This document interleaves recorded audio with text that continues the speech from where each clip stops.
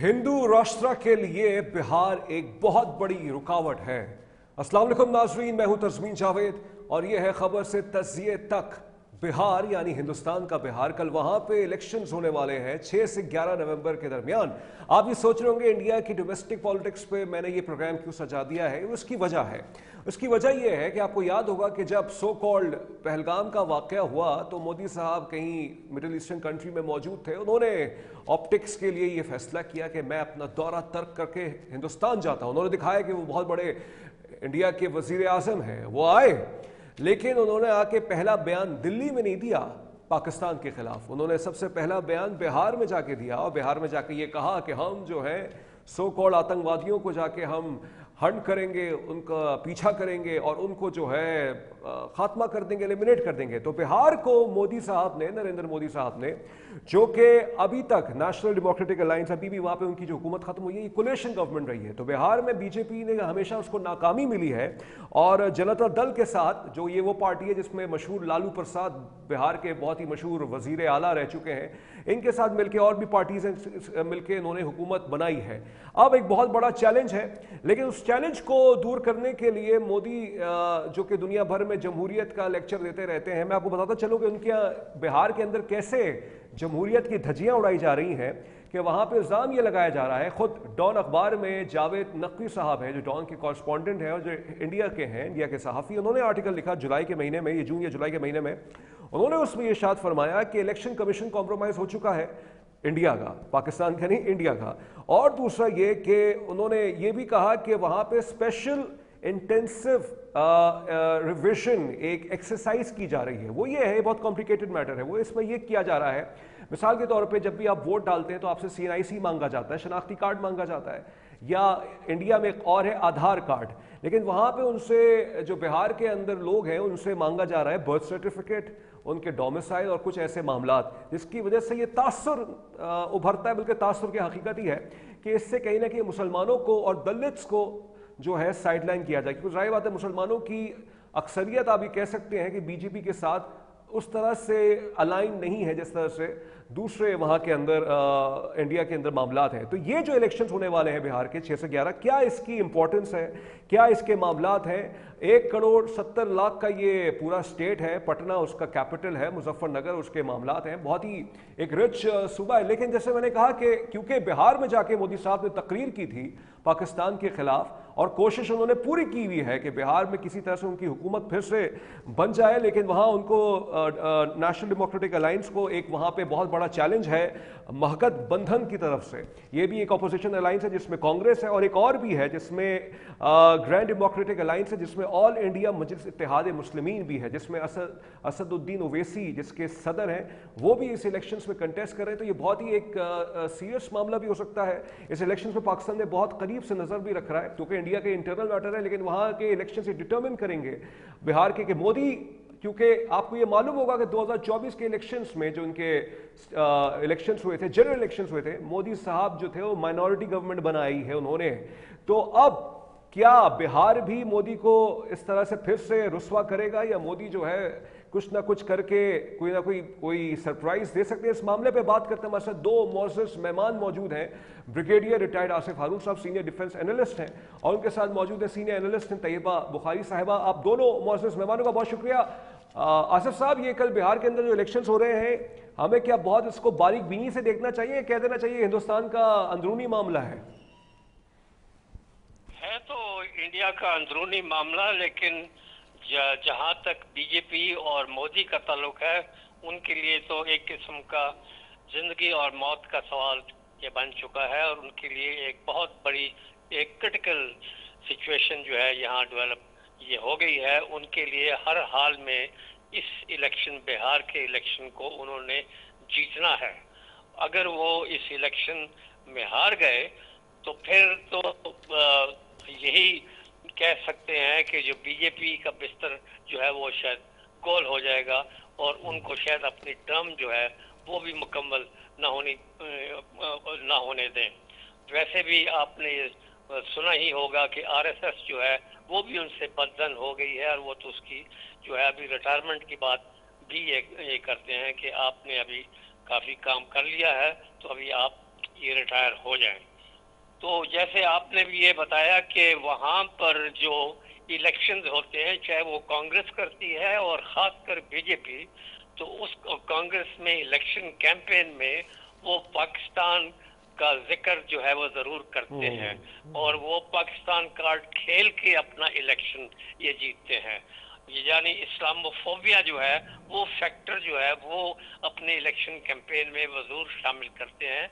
ये ट्रेंड अल्लाह के फजल से पाकिस्तान में नहीं है, वो हम आपस में ही एक दूसरे से लड़ते हैं पॉलिटिकल पार्टीज, लेकिन वहाँ किस्सा जो है उसके बरअक्स है, क्योंकि वहाँ पर 80% जो है वो मेजॉरिटी जो है वो हिंदू हैं, जिसमें कि एक्सट्रीमिस्ट हिंदूज जो है वो अभी रूल कर रहे हैं और उनका जो तासुर जो है, उनकी जो hatred against Muslim as a whole है, वो सब दुनिया ने ये देख ली है किस तरीके से उन्होंने कश्मीर में उनके साथ जो है ना जोदोकोप किया हुआ है और फिर माइनॉरिटीज के साथ, और माइनॉरिटीज में खासकर मुस्लिम इंडियंस के साथ ये कर रहे हैं, बाकी तमाम माइनॉरिटी के साथ भी जो है ये सिटीजन लॉ वगैरह। तो ये तमाम चीज़ों की बिना पर जो है इस वक्त जो आज तक जो वो अपने आप को शाइनिंग इंडिया कह रहा था कि मेरी $4 ट्रिलियन की इकोनॉमी है और फौज जो है मेरी वो भी $80 बिलियन का जो है मेरा डिफेंस बजट है, तो मैं तो यहाँ सबसे ताकतवर पॉलिटिकल, डिप्लोमेटिक, इकोनॉमिक और मिलिट्री पावर हूँ। तो ये तमाम चीजें उसकी दाव पे लग गई हैं और वो सबसे बड़ी वजह जो है जो उसने शिकस्त खाई 4 दिन की जंग में पाकिस्तान के खिलाफ। ठीक है, आपका नुक्ता आ गया है जी आसिफ साहब, आपका नुक्ता आ गया। मैं गुफ्तगू को आगे लेके चलूं, मैं एक तस्सीह करता चलूं। मैंने कहा था कि 1 करोड़ 70 लाख ये पटना की आबादी है, लेकिन बहरहाल पूरे बिहार की इस वक्त आबादी जो है वो 13 करोड़ के आसपास है। और बहरहाल हमें ज्वाइन कर चुकी है तैयबा बुखारी साहबा, उनके पास हिंदुस्तान की ओर से एक्सक्लूसिव खबरें होती हैं क्योंकि वो बहुत मीडिया उनका मॉनिटर करती हैं। तैयबा साहब, जैसे मैंने स्पेशल इंटेंसिव रिविजन की बात की, ये एक तरह से कहा यह जा रहा है कि ये प्री पोल रिगिंग बीजेपी की तरफ से की जा रही है और ये इसलिए की जा रही है क्योंकि उनको पता है कि अच्छा खासा उनको वोट जो है मुसलमानों का और दलित्स का नहीं मिलेगा, माइनॉरिटीज का। तो बीजेपी इतनी डेस्परेट हो रही है कि किसी भी हद तक जा रही है वो।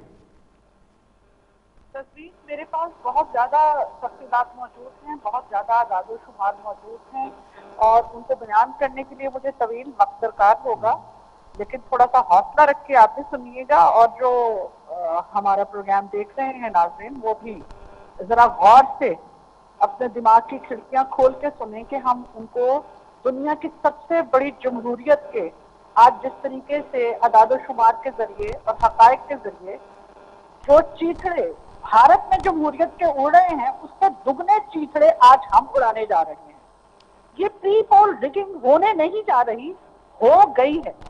ब्रिगेडियर साहब ने बिल्कुल दुरुस्त फरमाया कि भाजपा का बोरिया बिस्तरा गोल होने जा रहा है और वो ये जिंदगी और मौत का मसला है उनके लिए, हार और जीत बिहार के इलेक्शन में। लेकिन इससे थोड़ा सा पहले हमको जाना है और हमें इससे पहले हरियाणा में इलेक्शन हुए और प्री पोल रिगिंग, मैं अपने जुम्मे पे कायम हूँ, प्री पोल रिगिंग नहीं होने जा रही। आपने ये कहा हो गई है, हरियाणा के इलेक्शन में रिगिंग हो गई है और मोदी जी का जाना ठहर चुका है। वो इस तरह कि वो इलेक्शन ये जीते या हारे, दोनों सूरतों में उनके गले में छिपकली फंस चुकी है या हड्डी फंस चुकी है और इस हड्डी का नाम मुत्तहिदा अपोजिशन है और वो आदादोशुमार हैं जो चीख चीख के उनकी धांधली की दास्तान जो उन्होंने 2014 से अब तक भारत में लिखी है, इंतहा पसंदी से लेकर वोट चोर गद्दी छोड़ तक, ये तमाम के तमाम अदादोशुमार इतने ज्यादा पहाड़ की सूरत में भाजपा के सामने आकर खड़े हो चुके हैं कि बीजेपी का धंसना और इस दलदल में उतरना और दोबारा से ना उभरना, मैंने ये इंतहाई जोर देकर बात कही है, उनका मुकद्दर बन चुका है। अब आप सबसे पहले ये देखिए और शर्माते जाइए कि राहुल गांधी जी ने प्रेस कॉन्फ्रेंस की, आपने एक रिपोर्ट का तस्करा किया एक अखबार की और एक नुमाइंदे का तस्करा किया जो कि चंद महीने पहले, आज की प्रेस कॉन्फ्रेंस जिसको मोदी जी ने 10-15 साल में पप्पू साबित करने की कोशिश की, उसी पप्पू ने जो अदादो शुमार भारतीय मीडिया के जरिए पूरी दुनिया के सामने रख दिए हैं, अगर हम उन्हें दोहरा दें, जिन्हें राहुल गांधी 100% सबूत कह रहे हैं और ये आवाजें भारत के अपने अंदर से उठ रही हैं, उन्होंने ये अदादो शुमार दिए हैं कि वोटर लिस्ट में भारत की जो हेरा फेरी और जो रिगिंग की गई है उसको सबूत के सामने आज उन्होंने पूरी दुनिया के सामने पेश ठीक है, ठीक है। हमारा जवाब बाद में दे मोदी जी, भाजपा या भारतीय सरकार, सबसे पहले वो अपने मुल्क में उठने वाले सवालों के जवाब दें, जिसमें उन्होंने ये कहा है कि इलेक्शन कमीशन ऑफ इंडिया ने भाजपा के साथ मिलकर हरियाणा के असेंबली इलेक्शन 2024 में बड़े पैमाने पर वोटों की चोरी और धांधली की और वहां पे एक गैर जमहूरी और गैर मुंतखब हुकूमत कायम करने में मदद दी, मुजरिमाना मदद दी। सिर्फ और सिर्फ एक मिसाल ले लीजिए कि वहां की वोटर लिस्ट में राहुल गांधी जो कांग्रेस के रहनुमा नहीं, ऑपोजिशन लीडर है भारत में, वो ये कह रहे हैं कि ब्राजीलियन मॉडल के, एक ब्राजीलियन मॉडल है उसके 22 नामों के साथ वोट जो है वो सामने आए हैं और तकरीबन 25 लाख जाली वोट वहां कास्ट हुए, जो कि हरियाणा की स्टेट के कुल वोटर्स का 12% बनते हैं। 2 करोड़ वोटर में अगर 25 लाख जाली वोट की निशानदही एक नुमाइंदा या एक रहनुमा कर रहा है, तो वहां के हलकों में यानी कि हर 8 में से 1 वोटर फर्जी है, जो इलेक्शन कमीशन ऑफ इंडिया ने भाजपा के साथ मुजरिमाना साजिश के तहत ये वोटर लिस्ट के साथ खिलवाड़ किया हुआ। ठीक है, तो ये है दुनिया की सबसे बड़ी सही है का हाल। अब अगर आगे मैं आपको लेके जाऊं, ठीक है, बस अब आते हैं आपकी तरफ, ये मैं आऊंगा आपकी तरफ। आपने हरियाणा की एग्जांपल दी, राहुल गांधी की आज जो प्रेस कॉन्फ्रेंस है, जो कि कांग्रेस के लीडर है, और इस तरह से उन्होंने जिस तरह से ये बातें की है, लेकिन इसमें सवाल ये पैदा होता है ब्रिगेडियर साहब, ये प्री पोल रिगिंग, ये पूरा इलेक्टोरल रोल्स को चेंज किया जा रहा है और एक तरह से बीजेपी डेस्परेशन की आखिरी इंतहाओं पे पहुंच रही है। लेकिन अगर वो इसके बावजूद भी इलेक्शन जीत जाएंगे तो दुनिया भर में अब क्योंकि एक न्यू नॉर्मल सेट हो गया है ना, माइट इज राइट, और फिर माइट इज राइट की बात भी सुनी जाएगी, जमहूरियत के नाम पे बीजेपी के नुमाइंदों को इज्जत भी मिलेगी कि भाई इनको लोगों ने इलेक्ट किया है। अगर ये धांधली की सूरत हाल है तो फिर तो क्या किया जाए? फिर ऐसी बहुत बहुत ही कॉम्प्लेक्स सिचुएशन है ये। नहीं, आपकी बात तो ठीक है कि माइट इज राइट, लेकिन माइट इज राइट के लिए तो फिर मैंने वो जो चीजें बताई थी ना आपको कि जो पावर डायनेमिक्स हैं वो फिर आपके मुकम्मल होने चाहिए ना। लेकिन आज तो इंडिया हारा हुआ है और पाकिस्तान के हाथ वो हारा हुआ है, डिप्लोमेटिक सतह के ऊपर भी और मिलिट्री सतह के ऊपर भी, और इवन पॉलिटिकली भी जो है ना एट द वर्ल्ड लेवल जो है वो एक हारा हुआ एक ये मुल्क है।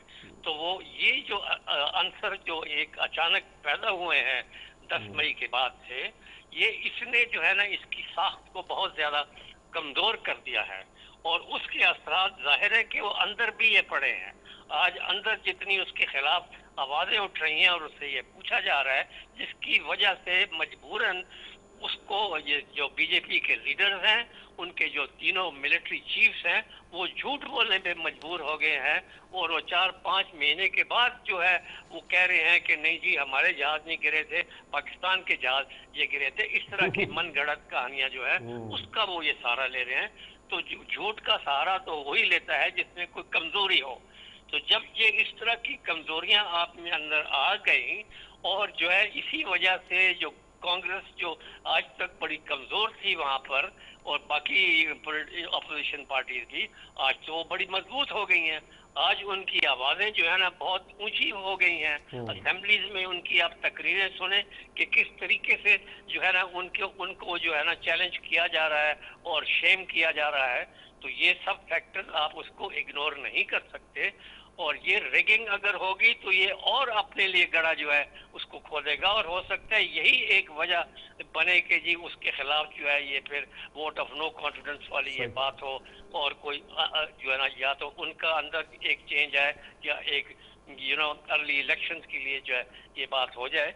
तो हालात जो है ओवरऑल इंटरनल जो है, एक तरफ तो मैं ये सिर्फ पॉलिटिकल सिचुएशन ये बात कर रहा हूँ, जो उनकी इंटरनल सिक्योरिटी सिचुएशन है उसका हाल आप ये देख लें कि वहाँ पर जो जिस तरीके से तहरीकें जो हैं, जिसमें के 18 जो है उनकी मेजर सेपरेटिस्ट मूवमेंट है, वो आज बहुत ज्यादा गर्म हो गई हैं। और ये जो 7 सिस्टर्स हैं नॉर्थ ईस्ट में, तो वहाँ तो आउट ऑफ कंट्रोल हो चुकी हैं इस वक्त जो है, और इनको समझ नहीं आ रही कि वो ये क्या करें। खालिस्तान मूवमेंट देखें कि अब ये किस लेवल पे ये पहुंच चुका है।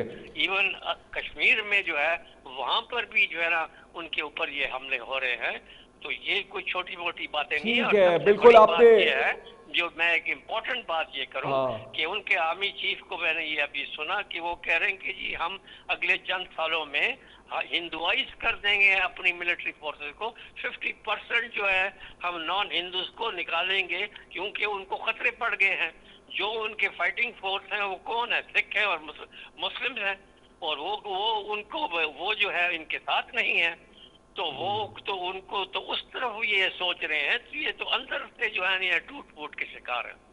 ठीक है, बहरहाल आपने बहुत इंडिया के जो आर्मी चीफ है उनका आपने बयान बताया, लेकिन इसमें तैयबा साहबा आपसे मैं एक एंगल पे गुफ्तगू करना चाहूँगा। एक तो हमारे नाज़रीन के लिए ये बताइएगा कि बिहार के अंदर ये एक कास्ट सिस्टम एक बीजेपी लेके आना चाह रही थी कि मालूम करे कि कौन सी कास्ट है, कास्ट से क्या ताल्लुक है, वही मतलब दलित्स के हवाले से, ब्राह्मण्स के हवाले से, या मुसलमानों को टारगेट करने के हवाले से। और दूसरा ये कहते यही है जैसे जो इनका बंगाल है वहाँ पे भी कहते हैं कि बांग्लादेश से इन्फिल्ट्रेटर्स आए। तो क्या बिहार के अंदर भी ये डायनामिक्स है कि बांग्लादेश से कुछ मुसलमान आए हैं, या मोदी साहब जो है या उनकी सरकार जो है ये झूठी कहानियां फैलाती है? किससे खुश है? मोदी साहब एक जमात को लीड कर रहे हैं। आप एक लम्हे के लिए सोचिए और जवाब देने की कोशिश कीजिए, अपने आप को जवाब देने की कोशिश कीजिए और अपना एनालिसिस कीजिए कि वो किससे खुश है। मुसलमानों से वो नाराज है, सिखों से वो मुतमईन नहीं है, उनके ऊपर वो कॉन्फिडेंस नहीं कर सकते, कश्मीरियों पे वो काबिल एतमाद नहीं समझते। और बंगाल की आपने बात निशानदेही याद कर दी, और फिर जो माउथ हैं वहाँ पे वो अलग से, उनसे भी उनका जो है वो तालमेल नहीं बैठता, उनसे भी वो नाराज है। और फिर ब्राह्मण, शूद्र, खत्री, बुद्धे और निचली जात और पिछड़े और जो कबायली हैं जिन्हें वो आदिवासी कहते हैं, तो किससे खुश है भाजपा? इसीलिए उनके अंदर से नफरत ही नफरत फूटती है। वो भाईचारे के, रवादारी के और भारत के सेकुलरिज्म के भी दुश्मन है, उन्हें उससे भी नफरत है। अब बिहार में जो पहला राउंड कल खेला जाएगा, दूसरा राउंड 11 नवंबर को खेला जाएगा, 14 नवंबर से गिनती होगी।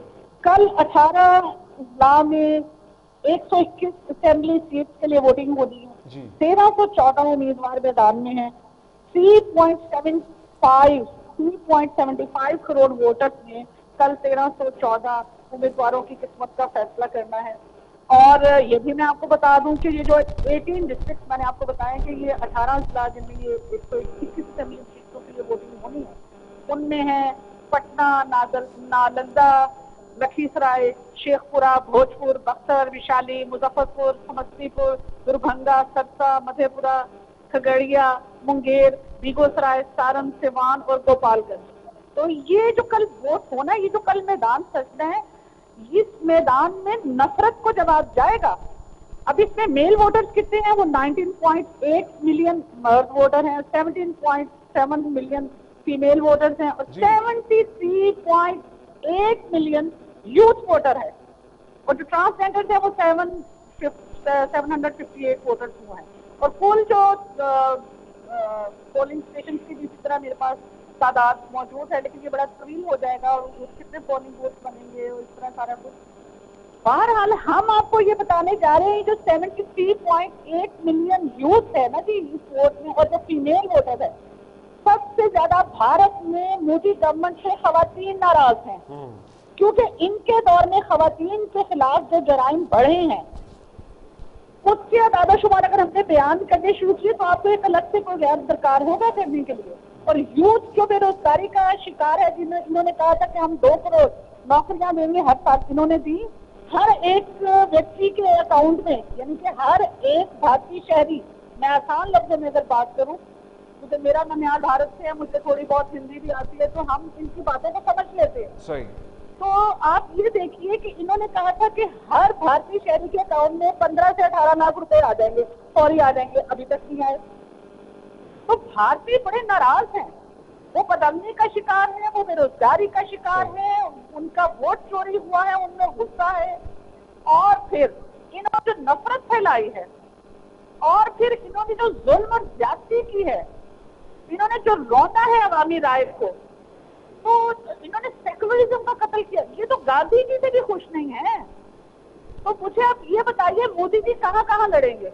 और अब मोदी जी थक चुके हैं, कहाँ कहाँ आवाम भी इनको देख देख के थक चुके हैं। कहाँ कहाँ लड़ेंगे?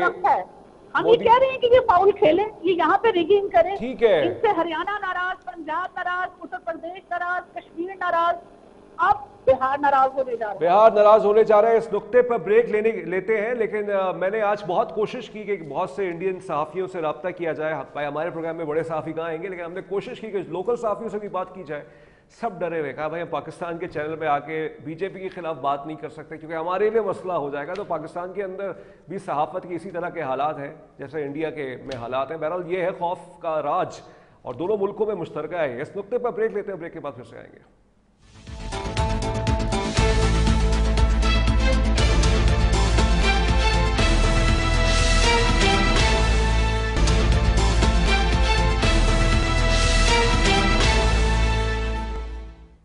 ब्रेक के बाद खुश आमदीद। आज हम बात कर रहे हैं कि कल जो इंडिया में एक सीरीज ऑफ इलेक्शंस बिहार के अंदर होने जा रहे हैं, उसके क्या इंडिया के अंदर मामला होंगे। हमने प्रोग्राम के पहले सेगमेंट पे जितना डिस्कस कर सकते थे बीजेपी को, हो सकता है शायद आपके लिए ड्राई मौजू हो, लेकिन आ जाते हैं पाकिस्तान और हिंदुस्तान के मामला पर। क्योंकि जैसे मैंने कहा था अपने इंट्रो में कि ये वो इलेक्शन है बिहार के जब मोदी साहब ने पहली तकरीर की थी सो कॉल्ड पहलगाम के फॉल्स फ्लैग ऑपरेशन, जो खुद बज़ाहिर लगता है ये कि रॉ नहीं करवाया है। तो सवाल है ब्रिगेडियर साहब आपसे, अभी डीजीआई एसपीआर साहब ने परसों प्रेस कॉन्फ्रेंस की, उन्होंने कहा है, इंटेलिजेंस रिपोर्ट ये है कि हिंदुस्तान कोई मैरीटाइम फॉल्स फ्लैग ऑपरेशन कर सकता है समंदर के अंदर। अच्छा, समंदर के अंदर उन्होंने यहाँ तक कहा कि उनके एयर जो मतलब वहाँ की जो इंडियन एयरफोर्स है वो भी इसमें शामिल हो सकती है। तो मुझे ये बताइएगा कि खाकम बदाहन अगर वो ऐसा करते हैं तो उसकी क्या पिक्चर होगी, वो जो so called false flag operation होगा कैसे, मतलब आप क्योंकि डिफेंस एनालिस्ट हैं, आपने बहुत चीजों को करीब से देखा है, क्या मुमकिन चीजें वो कर सकते हैं वो? देखिए, अगर आप तारीख देखें इंडिया की तो वो किन किन चीजों पे महारत हासिल करते हैं। सबवर्जन, ये सब चीजें आती हैं चाणक्यन टैक्टिक्स से। जो आप लोग चाणक्य का तो आपको मालूम ही होगा कि वो हर जो उनका इंडियन लीडर है वो अपने किताब के नीचे जो है वो किताब रखता है और वो उसको पढ़ के और सबक जो है वो हासिल करता है।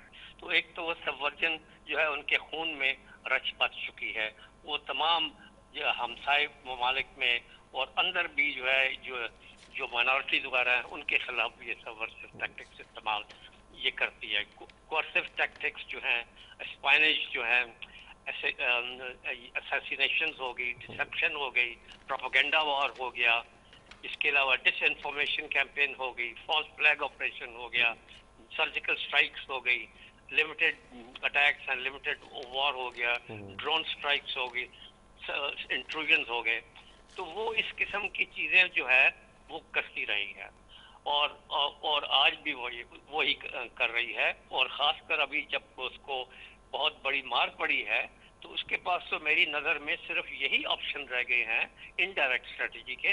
ये तमाम चीज़ें जो मैंने आपको इसीलिए गिन के बताई कि इनडायरेक्ट स्ट्रेटजी में आती हैं कि आप इनविजिबल तरीके के साथ जो है अपने एडवर्सरी को जो है ना अंदर से ये ब्लीड करें और कमज़ोर करें और इतना कमज़ोर करें कि फिर वो उनके लिए जो है ना एक सिचुएशन बड़ी कंड्यूसिव और साजगार हो जाए कि वो अपना मिलिट्री इंस्ट्रूमेंट जो है वो ये इस्तेमाल कर सके।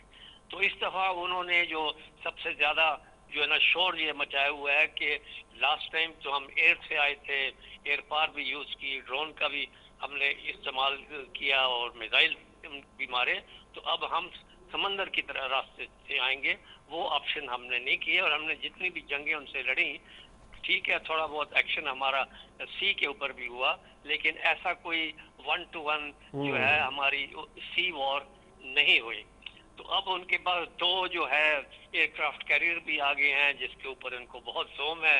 जैसे उनको S-400 के ऊपर था, राफेल के ऊपर था, बाकी उनके पास जो टेक्नोलॉजी थी उसका उनको बहुत ज्यादा घमंड था। वो घमंड तो अब निकल गया।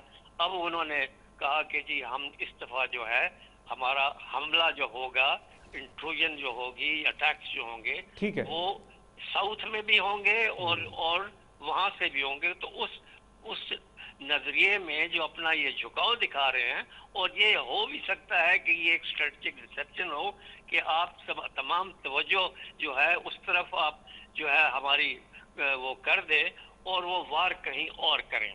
तो वो उसके लिए भी हम बिल्कुल ये तैयार हैं। लेकिन ये एनिमी का हम जो है वो ये नहीं कह सकते कि जी वो कहाँ वार करेगा। हमने हर चीज के लिए तैयार होना है। ऑब्वियसली जाहिर बात है जी जी बिल्कुल। और जैसे कल इस्तांबुल के अंदर फिर से वो जो सीज फायर जो हुआ अफगानिस्तान पाकिस्तान का, उसके बाद से देखा जाएगा कि आप कितना आगे जाया जा सकता है। अल्लाह करे कामयाब रहे। हिंदुस्तान की पूरी कोशिश होगी कि नाकाम बनाया जाए, ताकि वेस्टर्न ब्लॉक को, जैसे ब्रिगेडियर साहब फरमा रहे हैं कि इस तरह के कोई एक्ट करके, कोई फॉल्स फ्लैग ऑपरेशन करके पाकिस्तान की तवज्जो उठाई जाए। तो बहुत ही कल का दिन बहुत अहम है। इस पर देखते हैं कल आपके लिए क्या प्रोग्राम लाते हैं, या कोई सियासी मामला पे प्रोग्राम लेके आते हैं। लेकिन तैयबा साहबा, एक सवाल हमने बहुत इंडिया बैशिंग की अभी, और करनी भी चाहिए। जो इंडिया से नहीं, मोदी की जो सरकार की मैं बात कर रहे हैं, इंडिया के अंदर बहुत अच्छे बेहतरीन लोग रहते हैं और हमारी उनसे कोई लड़ाई नहीं है। लेकिन हमने यहाँ पे पाकिस्तान के अंदर ये कहा जाता है कि डोनाल्ड ट्रंप मोदी को बार बार ताने भी मारते हैं और कहते हैं कि मैंने ही जंग रुकवाई, ये सब कुछ किया। लेकिन अभी हालिया दिनों में इंडिया और अमेरिका ने अपने डिफेंस एग्रीमेंट में फिर से एक्सटेंशन कर दी। मतलब वो चीज़ कहीं ना कहीं हम तवक्को कर रहे थे कि हमारे साथ कुछ मामला कर दिए जाए, लेकिन इंडिया जो है, अमेरिका जो है, वो अपने मामला को हिंदुस्तान के साथ वैसे ही लेके चल रहा है, बिजनेस एज यूजुअल के तहत। हमें अपने ताल्लुकात दूसरों के ताल्लुकात की शर्त पर ना तो सवार करने हैं ना बिगाड़ने। ये खासा पॉलिसी के हवाले से गुफ्तगू के लिए हमें लहजा से नशिस्त का इस्तेमाल करना चाहिए। अगर भारत तैयारियों में है, और रही बात ये जो एग्रीमेंट की आपने बात की, सिर्फ उसके ऊपर एक जुमला हम आपको कहते हैं कि ये एक एग्रीमेंट उनका 10 साल की कॉन्टिन्यूटी है। 10 साल से उनसे पहले भी चल रहा था। ये दोस्ती भी काफी पुरानी है, और क्योंकि पुरानी दोस्ती है तो इतनी जल्दी दुश्मनी में तब्दील तो होने से रही, और ना ही हमने उनसे कोई उम्मीदें बांध रखी हैं कि उनकी दोस्ती से हमें कोई खतरा है। तो बहरहाल हमने एक अहम डेवलपमेंट हमने की है। मैं अगर वो डेवलपमेंट आपके जरिए हम अपने देखने वालों के साथ शेयर करें तो उनको ये देखना चाहिए, वो इसमें समझने में आसानी होगी कि पाकिस्तान की पेशकदमी क्या है। हमें पाकिस्तान के हवाले से, पाकिस्तान की पेशकदमी के हवाले से, पाकिस्तान की पॉलिसीज के ऊपर नजर रखनी चाहिए। हम कहीं भी बैक फुट पर नहीं हैं। ब्रिगेडियर साहब ने बड़े आसान अंदाज में और बड़े आम सहम अंदाज में नाज़रीन को बहुत कुछ बताया है। हम आपको एक लेटेस्ट डेवलपमेंट बताते हैं कि पाकिस्तान ने सरहद पार से आने वाले खुदकश ड्रोन का तोड़ भी तलाश कर दिया। कराची की एक्सपो सेंटर में पाक बैरियर की पायलट नुमाइश हुई है। जी। नुमाइश में एंटी ड्रोन जैमर गन मुतारफ करा दी गई। इस जैमर गन की, ये जो हमें ड्रोन से तंग किया था ना, ये 7 मई से 10 मई के अंदर, और भारत इस हवाले से बड़ा वहाँ शादियाने बजाय भारत से बड़े खुश थे कि यहाँ यहाँ गए। हमने जो रिटालिएट किया वो पूरी दुनिया ने देखा है। हम उस तफसील में नहीं जाएंगे। हम आपको ताज़ा पेशकदमी के हवाले से हम आपको बताते हैं जो पाकिस्तान ने किया। तो कराची के एक्सपो सेंटर में पाक बैरियर में पानियों की बात हो रही है, तो इसी हवाले से मैं अपने देखने वालों के दिल में इजाफा करते चले कि पाक बैरियर की फायरिंग नुमाइश के दौरान एंटी ड्रोन जैमर गन मुतारिफ करवाई। इस जैमर गन की खुसूसियत ये है कि ये 1.5 किलोमीटर की रेंज में आने वाले तमाम कमर्शियल ड्रोन को नकारा बना सकती है। अच्छा, इस गन को मुल्क की सरहदों पर भी नस्ब किया जा सकता है, जबकि इसके अलावा शहरों में होने वाले बड़े इवेंट्स में भी इसे इस्तेमाल किया जा सकता है। ये जो गन है, ये गन 30 डिग्री के एंगल पर 2 किलोमीटर की रेंज में ना सिर्फ काम करती है बल्कि जरूरत के मुताबिक इसके एंगल तब्दील भी किए जा सकते हैं और इस रेंज पे आने वाले तमाम ड्रोन का कंट्रोल हासिल कर लिया जाता है। अब ये जो कंट्रोल हासिल कर लिया जाता है ना, इस जुमले को आप फोकस रखें और इसको आप ध्यान में रखें। तो तमाम ड्रोन का कंट्रोल हासिल किया जा सकता है या उन्हें नकारा भी बनाया जा सकता है सही। और उन्हें अपने पास लैंड भी करवाया जा सकता है। तो भारत ये ज़हन में रखे कि हमारी पाक बहरिया ने भरपूर तैयारी की हुई है। अगर मेरे पास इतनी तफसीलात हैं या हम सरहद पार से आने वाले ड्रोन को अब कैसे बासानी निशाना बना सकते हैं, ये तफसीलात हम आपके साथ शेयर कर रहे हैं। तो पाक बहरिया के पास और कितना कुछ होगा जो अभी शेयर नहीं हुआ। और अगर भारत ने हमारे साथ पानियों में अब कोई हरकत करने की कोशिश की, जैसा कि उन्होंने पहले कराची में भी घुस गए थे, उपकोट पे भी आग लगा दी और सारा कुछ कर दिया, तो जनाब ये ध्यान में रखिए कि हमने आंखें बंद नहीं की, हमारी आंखें खुली। एग्रीमेंट से हम परेशान होने वाले लोग नहीं हैं, ना ही किसी की दोस्ती से परेशान होने वाले लोग हैं। हम खित्ते में अमन चाहते हैं, हमारे साथ हमारे हमसाया ममालिक अमन से रहेंगे, हम उनके साथ एक कदम आगे बढ़कर मिलेंगे इंशाल्लाह।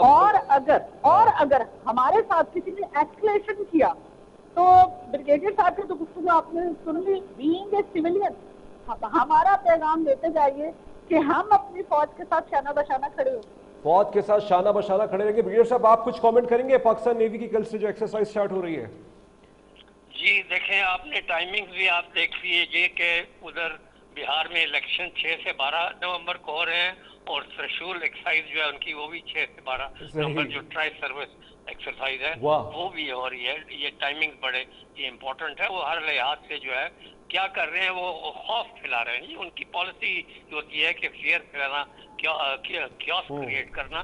तो वो तो क्योस और फियर जो है आपने देख ली, वो थी 4 दिन की जो जंग थी कि वो खौफ हमें करने की बजाय पैनिक में वो आगे बंकर में वो सारे ये चले गए।